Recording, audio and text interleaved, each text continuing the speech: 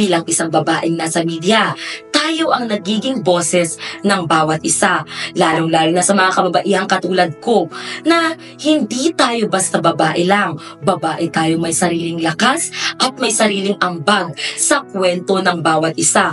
Tayo ang naging inspirasyon para humarap sa hamon ng buhay, lalong-lalo na kung boses lang din ng lipunan ang pag-uusapan, meron tayong kwentong kaya natin imungkahi sa bawat isa. Kung kaya ng iba, kaya din natin. We in the Activation Department are the creator and ideator of activities for over 40 radio stations in RMN networks. We ensure that the inclusivity of all contents and programs which are empowered the Filipinos of all regardless of all ages, gender, and social backgrounds. We provide equal treatments and equal service we offer to everyone.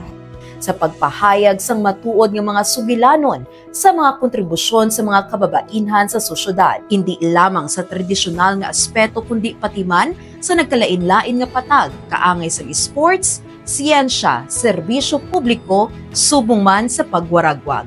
Pinaagi sa media, aton isugid ang istorya sang kadalagan sang tagsa ka mga babayi nga nagahandom sa pihak sang mga pagpanghangkat sang kabuhi.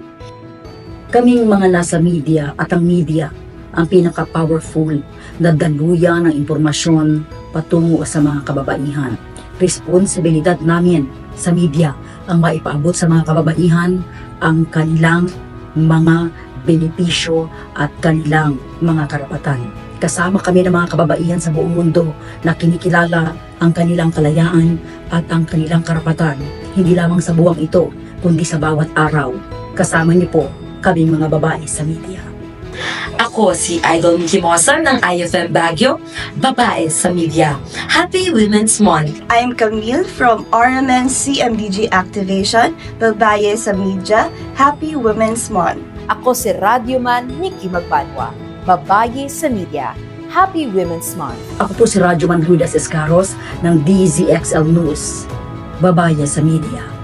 Happy Women's Month!